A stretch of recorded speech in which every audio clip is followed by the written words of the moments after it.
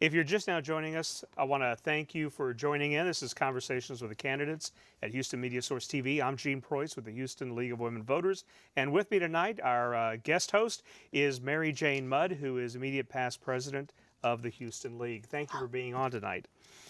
Tonight, in the second half, we're going to be talking with two candidates for U.S. District 38. This is a new district that was created as a result of the 2020 election. And with us, we have Duncan Klusman. Yes, sir. And Joel Dejean.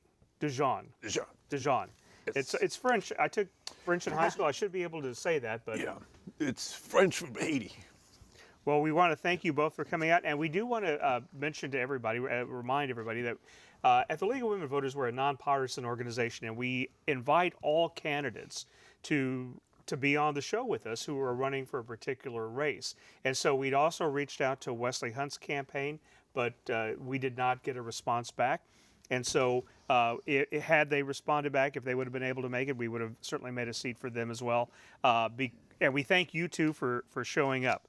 So we're going to ask you some questions, learn a little bit more about you and the district and what you hope to accomplish should you be elected to Congress. So welcome to Conversations with the Candidates, both of you. And Duncan, we'll start with you, and we're going to give you each a little bit of time to do this. So in about 3 or 4 minutes, can you tell us a little bit about yourself? Well, first of all, thank you very much for having me here tonight. The League of Women Voters, you do a great job of getting information out to the electorate, and that's so important in our society today. So thank you very much for allowing Joel and I to be here and be part of this today. So I grew up in Brenham, Texas. I'm a native Texan.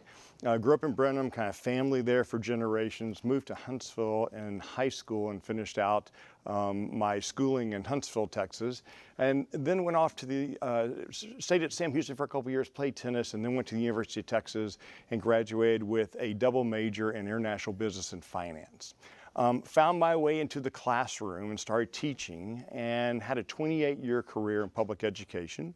My last is 11 as superintendent of schools in Spring Branch ISD, and love that experience and love leading a large organization, 4,500 employees, 35,000 students, a $250 million annual budget. And during that time, because Spring Branch was built mainly in the 50s, 60s, and 70s, we started replacing schools that were built pre-air conditioning days and oversaw a $597 million bond program, replace many of the elementary schools within the system, and just enjoyed leading that effort.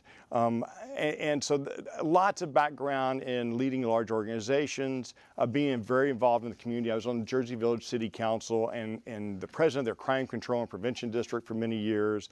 Very involved in our church, Founder United Methodist Church, and also in youth sports within the Jersey Village area, and have just loved being part of the community, 20 plus years working and living in the community in District 38. Joel, what about you? Tell us a little bit about yourself, please. Okay, thanks for having me. And I am an electrical engineer who, as a 10-year-old immigrant from Haiti, in 1969, got to see Neil Armstrong take that giant leap for mankind. And that inspired me to study science. And I went to the State University of New York at Stony Brook. And in 1980, it was recruited by Texas Instruments to come work at their Dallas plant. They had a huge defense electronics group. So I got to work on infrared detection and targeting systems, mainly for Air Force programs, U.S., Australian, Republic of Korea. And I got to travel around the world visiting these various air bases. And during my travels, I ran into the Lyndon LaRouche Fusion Energy Foundation, which was the main organization in the 80s promoting nuclear power and thermonuclear fusion research. So I joined his presidential campaign in the late 80s, and I've been promoting fusion energy, nuclear power, the space program, and going after the voodoo science of man-made climate change. So that's what brought me into politics. I have run for Congress back in the 90s, but with this new district, I decided to jump in and present these ideas to the greater public. Okay, thank you. Thank you. As you said, this is a new district. It was created as a result of the 2020 federal census. And your first session will be in the 118th Congress. So what made, I'll start with Duncan. What made you decide to run for this seat? And do you have any preferences for committee appointments? Yeah, so when I looked at the redrawing of this, I just felt there was something inherently wrong where the career politicians in Austin decided to draw a seat to gift to someone, to gift to Wesley Hunt. I feel like gerrymandering is kind of killing our democracy the way we do it. And I looked at that and said, there's just something inherently wrong about that. And with my extensive involvement within the community, I said, if anyone can hold his feet to the fire and if anyone can hold him accountable and give the voters a choice in November, that would be me.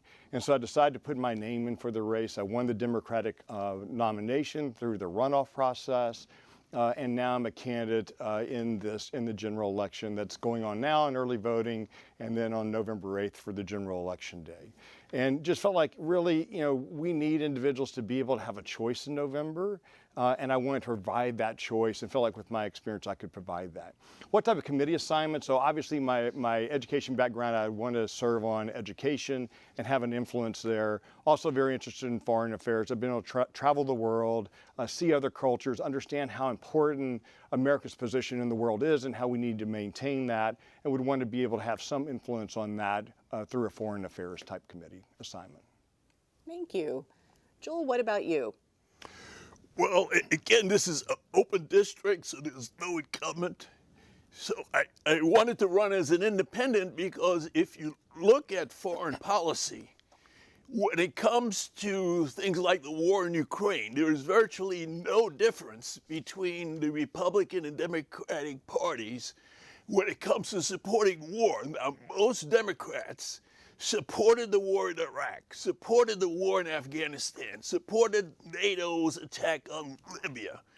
So I wanted to present an independent voice for Texas, not just in District 38, but as a leader in the Congress and the committees I would want to be part of, besides being a member of the Fusion Energy Caucus, which there is a Fusion Caucus in the current Congress, but I would want to be on defense, energy, and intelligence, because for too long we've had fake intelligence get into useless wars, and this energy policy being pushed by Biden and accepted by the Republicans, the decarbonizing, the attack on fossil fuels. I want to reverse that policy. I have been endorsed by Dr. Neil Frank, who was a weatherman here for over 20 years. And he endorsed me because of my knowledge and attack on this global warming fraud. So I would want to be in those committees dealing with energy. Okay, thank you very much. Now, Joel, I'm going to start back with you again. So, as we mentioned at the beginning of the broadcast, this is a new district, and you mentioned this as well. So, what do you see as the most pressing needs and issues you'll face representing the area? And also, how are you going to work with other members of the Texas delegation to face these challenges in Washington, D.C.?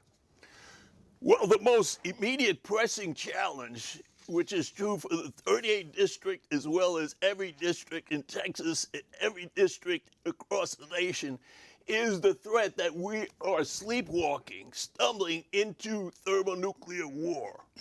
So I would present an alternative to citizens in the district, citizens in Texas and across the nation, to say no to NATO. NATO has been the aggressor for the last 32 years. We have to get out of NATO, stop this war in Ukraine. We must have peace negotiations. And this district is known as the Energy Corridor. We can't be turning our back on fossil fuels. It would continue to support fossil fuel development, scrap the renewables like windmills and solar, and go with small modular nuclear power and promote research for space and fusion research. Okay, Duncan, the same question to you. What are the most pressing needs for the new district, and how will you work with the other members of the Texas delegation in D.C. to solve some of these issues? Thank you for that question. So, having lived and worked, raised our family in this district for 20 plus years, these are the issues that I hear as I'm out and about in the district and talking to individuals. Number one, school safety. I think moms and dads and families today are very concerned about school safety. And really in the state, we've really done nothing to address these issues since Santa Fe and since Uvalde. Since Santa Fe, we've gone the wrong direction in addressing these issues by making it easier and easier to have guns in our society. And so I think there's smart legislation that can be done. We also need to focus on mental health around the whole issue of taking care of kids and making sure they have the right needs taken care of. In our state, 1.7 million Texans could qualify for Medicaid today if we would allow them to do that. Can you imagine the number of individuals in public schools who would get some level of mental health care and they're not getting today if we would put those 1.7 million Texans on Medicaid that we've been able to for 7, 8, 9 years, and we refuse the federal dollars to do that. Also, restoring women's rights, I think, is just critical. That is such a disastrous decision at the Supreme Court to say that if a word essentially is not in the Constitution, it's left to the states to decide. So now marriage is not in the Constitution, education is not in the Constitution. And so I had someone say to me, well, don't you just trust states' rights to make these right decisions? Don't you just trust them to make the right decision? I said, do we remember George Wallace at the schoolhouse door? There are times where states do not make the right decision. And our Constitution, that's the beauty of our Constitution, is supposed to protect each of us. And so I think restoring women's rights. Inflation is a critical issue that's affecting everyone in our country and in this district, and we need to focus on inflation. Flooding, we lived in Jersey Village for many years, and I can remember during Alicia, it coming within, or Allison, I think, came within an inch of going in our house. We had no flood insurance, a young family, one-story home, just an awful feeling. And then to know to understand the feelings of all those individuals who did flood multiple times, we've got to address flooding. And we need to get ahead of flooding versus just trying to deal with it once it happens. We need to get ahead of it so it doesn't happen. And then finally, crime. We need to do things and we need to work together to reduce crime. Houston has the fewest officers per citizens, I think, of any major metropolitan area. And we've got to be able to find a way to infuse dollars into local communities so that they can add and bring on more individuals into their police force so that we have more officers on the streets. Thank you very much. Okay, so I'm going to take one of the last questions. Now, you just mentioned crime, but you might want to reiterate what we're going to focus on here now is the issues of immigration and crime. It's on the tips of the tongues throughout the nation. Certainly, it's a concern in Houston and Harris County. And so, if you are in this role, what role will you take to address these concerns? Now, again, I know you just talked a bit about crime, but you can reiterate. And so, again, we're talking immigration and crime. I'll start with Joel. Well, being an immigrant, my family moved to New York when I was 6 in 1965. And I realized that the root of the immigration problem is the lack of development in countries like Haiti and sanctions imposed on countries like Venezuela, Nicaragua, Cuba. So my view is that the United States has to go back to what is in the Constitution, which is to promote the general welfare. And what would benefit the United States and to help develop other countries is that the United States, the U.S., must go back to a Glass-Steagall banking separation. Right now, trillions of dollars have been pumped out by the Federal Reserve over the last 14, almost 15 years to bail out J.P. Morgan Chase, Bank of America, Hong Kong Shanghai Bank, the banks on Wall Street in London. I would cut that off, make sure that credit is available through a new national bank modeled on what Alexander Hamilton did with the first national bank, so that credit is available for things like infrastructure, real infrastructure, water projects, the water projects, including tunnels to take water into the Galveston Bay if we have another storm like Harvey, and to develop the Artemis program as a real Apollo Moon Mars mission. And that would give youth in this country something to work for. Because I remember when I was 10 and I looked at the Apollo project, I didn't know all the details. I didn't even know what color Neil Armstrong was. But that inspired me. We need to inspire the youth for a future in space instead of being cannon fodder for NATO in various wars around the world. And if we have a war with Russia and China, there won't be anybody around to worry about women's rights or anybody else's rights. Okay, thank you. I'm going to ask you a question about. Were you able to comment on immigration? Oh, I'm sorry. Go ahead. You know, so I think this is a really important issue that's received obviously a lot of attention over the last really decade. But we have an immigration issue because Congress has failed to act since 1984. They've tried to take immigration reform, got close during the George W. Bush years, couldn't get it through in a bipartisan way, and every president in the future, present and in the future, is going to have an immigration issue if Congress continues to refuse to act. And so we need a comprehensive immigration reform that allows a path to citizenship for individuals who are here, who are working hard, who are paying taxes, who are great citizens, and DACA students, many that I worked with in Spring Branch, who are just incredible kids, incredible families that really need that path.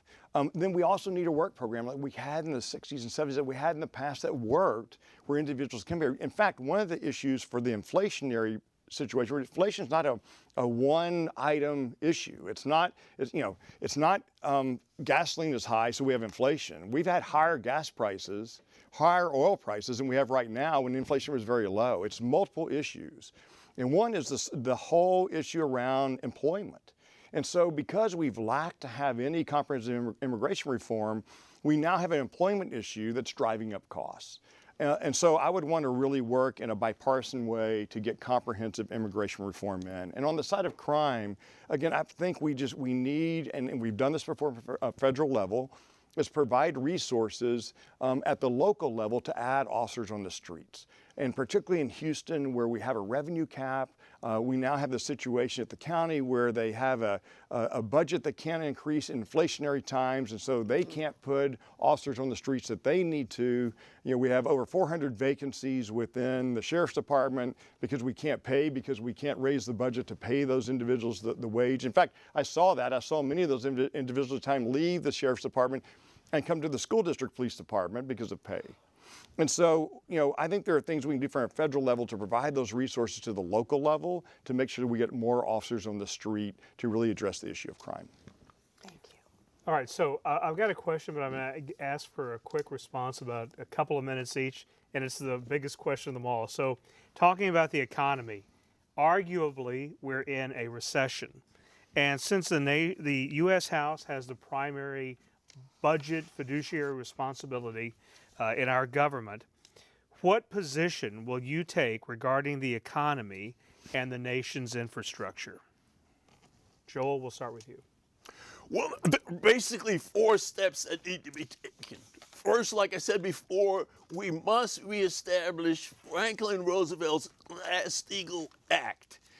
That was taken down in 1999, and we've had one bubble after another. Step 2, we have to take control of the Federal Reserve. Ben Bernanke was just awarded the Nobel Prize in Economics for being the most incompetent Federal Reserve chairman, and he's had a lot of company. The Federal Reserve has pumped trillions of dollars, not into the real economy, but into speculation, and that's why we have hyperinflation. Number 3, long-term low-interest credit must flow into these real infrastructure, high-speed rail, water projects. and the development of inner cities. And if we have to revive the Civilian Conservation Corps, that would bring down the crime more than anything else. And number 4, we have to have a great science project like we had with Kennedy and the Apollo project. This time we can combine controlled thermonuclear fusion with a Moon-Mars mission. And that would revive the economy more than anything else. But these 4 steps have to be taken in combination. Okay, thank you very much. Well, and I would love Congress to actually pass a true budget. So Congress has been acting and operating for many years without going through a regular budget cycle and actually approving a budget. And so leading a school district for 11 years, in a $250 million budget, it's very important to go through a process to analyze how you're spending and the best way and most efficient way to spend, an effective way to spend. And we really haven't been doing that. We've been doing continuing resolutions and just continue to add. And then we have this conversation every quarter or every 6 months about, are we going to pass to raise then the debt ceiling? It's not the way to run things long term. It's not the way that an organization or a company would run. And I think we need to run our country in the best way we can. I think we need to pass the actual budget. On the inflationary side, I think there's multiple, I'm very concerned about this because I think there's multiple factors coming together to create our inflationary issue we have today that could trigger long-term inflation if we don't address this and realize it's more than the supply chains from the pandemic. We seem to be, that's going to be getting our whole focus, supply chain issues from the pandemic. If we solve that, we'll be fine. In fact, I feel like the Fed overanalyzed that piece of it. But I think if you go back, there's 3 or 4 decisions. By the way, government's kind of really does this often where it makes individual decisions that aren't tied together, that then tie together to create a bad situation. It can happen in governmental kind of policy making, and I think that's happened. For instance, the protectionist policies of the Trump administration, we knew would raise prices. What we didn't anticipate is that rise in price would occur right when we then had a pandemic, where we then had a total disruption in the supply chain. So you take protectionist policies that automatically raise prices. And by the way, some of those decisions may be good to bring manufacturing back to the U.S., but we just need to acknowledge that it will raise prices. I've seen that in things I purchased myself. We wanted to put an aluminum fence in. The guy told me, hey, you're paying 30% more this year. I said, why? He said, because we put tariffs on the aluminum coming in. The American manufacturers can't up their production fast enough. They have to build more factories. And so as a result, you're paying 30% more. And then we have the supply chain issues that are going to have occurred and will work themselves out, but we need to work with our chairman, our CEOs of companies to work those supply chain issues out. We have the whole employment side with immigration that's occurred. And then we had the Fed that actually took away or kind of reduced their quantitative easing too late. I think the Fed really thought it was a supply chain issue and that in the summer we'd see inflation go down, and now we're not seeing inflation go down. So I think we have to work together to work on all those issues. And I think we have to align our fiscal policy with our monetary policy to make sure we're aggressively addressing inflation. Very good. Gentlemen, I want to thank you both so much for coming out. And once again, I want to remind the viewers, the League of Women Voters is a nonpartisan organization. And so we offer conversations with the candidates in conjunction with Houston Media Source TV here. And we ask any candidate, we contact all the campaigns from the listings on the Secretary of State's website. Would you be interested in coming out and presenting your views on the show? Likewise, we also ask all candidates on the ballot for several questions to address and to answer in our voter's guide. You're probably very familiar with that. And again, not all candidates can do that. Now, coming here can be a time constraint, right? Because sometimes I think at the last minute we get notice, hey, you got a spot open, and so we reach out, and we certainly understand that. But we hope that either between the voter's guide or conversations with the candidate, we're helping to make Houston voters a bit more educated about their options. And so, gentlemen, I want to thank you for participating in this, and I wish you both the best of luck in the campaign. Unfortunately, despite the great answers, only one person will be successful, but I want to thank you for the great answers you gave. Yeah, absolutely. I also want to mention, back to the voter's guide, that we don't edit anything that's given to us. When information is sent to us, we take it just as it is. We don't edit anything. We want this to be a nonpartisan, fair guide where you can get your information. We also have vote411.org. That offers you a digital ballot, so you can go on, you put in your address, and bam, you see right away what your ballot is going to be about, and you see information on candidates of both parties. Again, not edited. So remember, you will have that opportunity to do your research as well.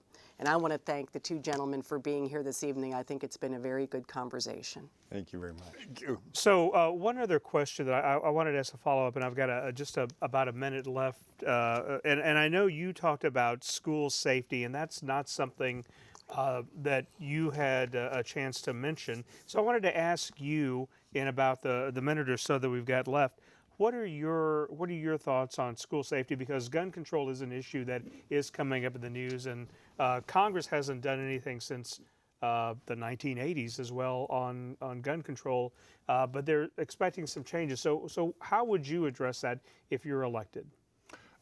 You're talking to me? Yes, sir. Okay. Well, the first thing, we cannot have gun control in this country. We are pouring weapons, billions of dollars of weapons, into the black market of Ukraine. The U.S. has been involved in one war after another. Ever since we started bombing Serbia, we had Columbine. And I spoke to a congresswoman in a town hall meeting one day before the Uvalde. So the problem with the school safety is that the U.S. has been militarized, where we are promoting gun first-person shooter video games. That has to be addressed. So yeah, we have to have gun control. We have to start with our arming nations like Ukraine, pumping money into Iraq, Afghanistan, these useless wars that give the bad example to our youth, and that's why we've had these rash of killings, not just guns. Thank you very much. So again, thank you both for responding and for being on the show tonight. Mary Jane, thank you for being the guest host. Great job, everybody. And join us again. Hopefully we'll get our candidates for county judge next week. Stay tuned, and we're still making out arrangements for that. For the League of Women Voters of Houston, I'm Gene Preuss. Thank you for joining us for Conversations with the Candidates on Houston Media Source TV. Have a good night.